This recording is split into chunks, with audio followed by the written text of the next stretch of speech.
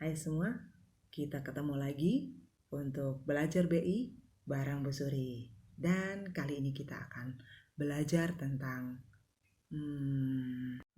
fungsi kalimat. Atau ada juga yang menyebutnya dengan istilah jabatan kalimat, sama aja. Fungsi kalimat atau jabatan dalam kalimat ada 5. Ada subjek, predikat, objek, pelengkap, dan keterangan. Kita akan lihat satu demi satu. Yang pertama adalah subjek atau pokok pembicaraan. Biasanya subjek itu berjenis nomina atau kata benda. Bisa juga berbentuk frasa. Biasanya letaknya di awal kalimat. Nah, untuk memudahkan Anda, coba ajukan pertanyaan apa atau siapa. Jawaban dari pertanyaan ini itulah yang disebut dengan subjek. Sebagai contoh nih, kalimat Leo menendang bola. Apa sih yang lagi dibahas? Atau siapa sih yang lagi dibahas? Oh, Leo. Atau siapa nih yang menendang? Nah, kalau pertanyaan yang kedua ini kita coba lihat predikatnya. Siapa yang menendang? Leo. Oke. Subjek itu adalah pelakunya. Oke, atau jawaban dari pertanyaan apa atau siapa. Kita coba kalimat yang kedua. Kehidupan kami membaik sejak saat itu. Apa yang membaik kehidupan kami? Atau kalimat yang ketiga, cerita nenek sangat menarik. Apa yang sangat menarik? Cerita nenek. Oke, jawabannya adalah subjek. Mudah-mudahan paham ya. Kita lanjut dengan bagian yang kedua, yaitu predikat. Tugasnya adalah menjelaskan subjek. Biasanya predikat itu yang paling banyak ditemukan adalah kata kerja. Tetapi tetap dimungkinkan untuk jenis kata yang lain.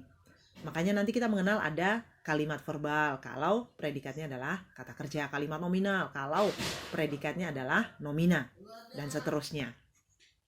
Kemudian untuk memudahkan, kita bisa menguji dengan mengajukan pertanyaan mengapa, sedang melakukan apa, atau bagaimana, atau bahasa keseharian deh, lagi ngapain. Oke. Contohnya tadi Leo menendang bola. Nah, Leo lagi ngapain? Lagi menendang. Maka menendang adalah predikat. Kehidupan kami bagaimana? Membaik. Cerita nenek bagaimana? Oh, sangat menarik. Oke, jawaban-jawaban itu adalah predikat. Kita lanjut bagian yang ketiga, yaitu objek. Objek ini biasanya adalah nomina. Nomina yang melengkapi verba transitif. Tentang transitif kita akan bahas di video yang lainnya. Kita kembali ke topik kita, yaitu tentang objek. Objek ini bisa menjadi perbuatan atau dikenai perbuatan atau hasil perbuatan yang dilakukan di predikat. Jadi kalau mau menguji ini objek atau bukan, tetap kita kembali ke predikatnya, kita lihat. Kemudian kalau dia beneran objek, berarti nanti kalau kalimatnya dipasifkan, dia bisa menjadi subjek. Dengan kata lain, kalau kalimatnya sendiri nggak bisa dipasifkan, berarti ini bukan objek. Oke. Lalu bisa diganti dengan nya. Dan yang terakhir, kita bisa mengajukan pertanyaan. Kembali ke predikat nih, kalau menendang. Leo menendang apa? Oh, bola. Oke, karena itu jawabannya, maka bola adalah objek. Kira-kira seperti itu ya. Kita coba lihat dengan contoh yang lain. Warga memukuli Bang Codet. Yang dipukuli siapa? Oh, Mang Codet. Coba kita pasifkan. Mang Codet dipukuli warga. Maknanya nggak berubah kan? Yang dipukuli tetap Mang Codet kan? Dan yang memukul tetap warga. Oke, karena maknanya nggak berubah, berarti kalimat ini bisa dipasifkan dengan makna yang tetap. Dan Mang Codet menjadi subjek, berarti Mang Codet dalam kalimat yang pertama tadi, warga memukuli Mang Codet, adalah objek. Lalu yang terakhir, kita coba dengan mengganti dengannya. Warga memukulinya. Bisa nggak? Bisa. Maknanya berubah nggak? Nggak berubah. Oke, dengan begitu, maka kita bisa menyimpulkan bahwa Mang Codet adalah objek. 3 alat mengetes ini harus bisa digunakan, 3-tiganya, untuk setiap objek. Kita coba lihat yang kedua. Kami membeli rumah. Yang dibeli, rumah. Bentuk pasifnya bisa nggak? Bisa. Bisa diganti dengannya? Bisa. Kami membelinya. Oke, berarti rumah adalah objek. Paham ya? Nah, oke, kita coba bandingkan dengan bentuk yang lain. Saya makan nasi. Dipasifkan bisa nggak ya? Nggak bisa, karena kalau dibalik, saya makan nasi, nasi makan saya. Waduh, seram juga. Maknanya berubah. Oke. Sebagai catatan, kita nggak bisa memasifkan ini dengan mengganti predikatnya. Oke.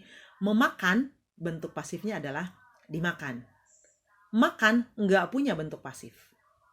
Oke. Yang bisa dipasifkan hanya yang berimbuhan me. Dengan kata lain, nasi di sini pasti bukan objek. Kita ganti dengannya, coba. Saya makannya. Nggak bisa. Oke, nggak lazim. Lalu yang kedua, kami belajar bahasa Indonesia. Semua predikat yang berimbuhan ber juga tidak bisa dipasifkan. Karena dipelajari itu bentuk pasif dari mempelajari. Oke, itu bolak-balik tuh. Memakan, dimakan. Memukul, dipukul. Tapi belajar nggak ada bentuk pasifnya. Nah sekarang logikanya nih, tadi syarat yang pertama bisa menjadi subjek kalau kalimat itu dipasifkan. Nah ini bahkan kalimatnya nggak bisa dipasifkan. Berarti bahasa Indonesia pasti bukan objek. Oke? Ya. Fungsi yang keempat adalah pelengkap. Ini hampir mirip dengan objek. Sehingga untuk mengetesnya kita juga pakai alat uji yang kita pakai untuk objek tadi. Oke. Sebagai contoh, kami hanya minum segelas air. Kalau kalimatnya hanya sampai di kami hanya minum, orang pasti akan nanya, minum apa? Atau kami makan, makan apa? Oke. Maka kalimatnya dilengkapi dengan segelas air. Makanya segelas air disebut dengan pelengkap. Nah, kalau kita lihat ciri objek, bisa nggak dipasifkan? Jelas nggak bisa. Tadi kan hanya yang berimbuhan me yang bisa dipasifkan. Maka ini pasti bukan objek. Berarti kemungkinannya adalah pelengkap. Nanti kita bandingkan lagi nih dengan keterangan. Oke, segelas air adalah pelengkap. Kami hanya minumnya juga nggak bisa. Sekali lagi berarti ini bukan objek, tapi pelengkap. Oke, ya kita lihat contoh yang lain. Adik saya bermain bola. Imbuhan ber dong. Berarti pasti bukan objek, tapi ini adalah pelengkap. Kucing saya makan nasi dan sayur. Tidak berimbuhan me dong, makan. Berarti pasti bukan objek, tapi ini adalah pelengkap. Mereka berbahasa Nias. Imbuhan ber dong, pasti bukan objek. Oke? Maka Nias di sini adalah pelengkap. Kita ambil langkah 1000. Langkah 1000 adalah pelengkap. Oke, semoga bisa dipahami. Bagian yang terakhir atau fungsi yang terakhir adalah keterangan. Tugasnya hanya menerangkan, dengan catatan dia menerangkan seluruh fungsi, menerangkan kalimat, bukan menerangkan kata. Jadi kalau adik saya sangat pintar, kata sangat itu juga menerangkan, tapi menerangkan pintar, bukan menerangkan kalimat. Oke, nah bedakan nih, ini menerangkan kalimat, kehadirannya bersifat mana suka dan bebas, bisa dipindah-pindah. Maka itu yang nanti akan kita gunakan untuk menguji ini benar keterangan atau bukan. Kemudian kalau sudah diawali dengan di, ke, dari, daripada, tentang, bahwa, itu pasti keterangan. Oke, itu adalah kata depan yang mengawali keterangan. Oke. Kadang-kadang dalam bentuk kalimat majemuk, konjungsi juga mengawali keterangan dengan catatan anak kalimat yang berbentuk keterangan, yang fungsinya adalah keterangan. Untuk kalimat majemuk juga kita akan bahas di video yang lain nantinya ya. Kita lihat dulu contohnya. Anak-anak berlari di taman. Kita coba pindah ini. Di taman, anak-anak berlari. Anak-anak di taman berlari. Atau kita hilangin. Anak-anak berlari. Tidak mengubah makna. Sekalipun itu dipindah-pindah atau dihilangkan. Dengan begitu, di taman adalah keterangan. Oke, kita bisa coba yang lain. Mama akan sedih jika kita membohonginya. Jika kita membohonginya, mama akan sedih. Tuh, kita pindahin ke depan. Iya, akan sedih. Atau kita hilangin nih, mama akan sedih. Maknanya berubah nggak? Nggak berubah. Oke, berarti jika kita membohonginya adalah keterangan. Nah, yang terakhir, para penegak hukum membuat kebijakan pada kasus ini. Pada kasus ini, para penegak hukum membuat kebijakan. Dan seterusnya bisa kita balik, bisa.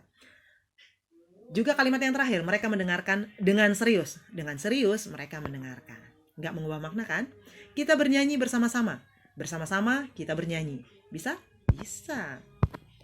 Ya, coba kita analisis kalimat yang berikut ini.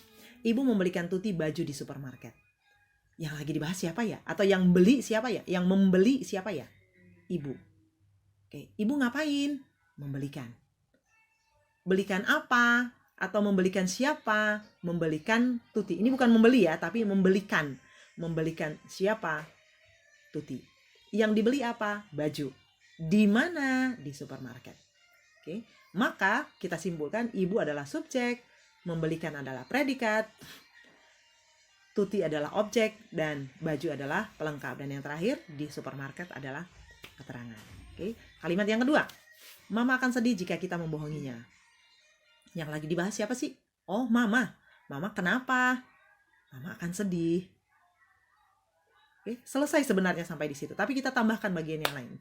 Jika kita membohonginya. Dimulai dengan kata jika dong.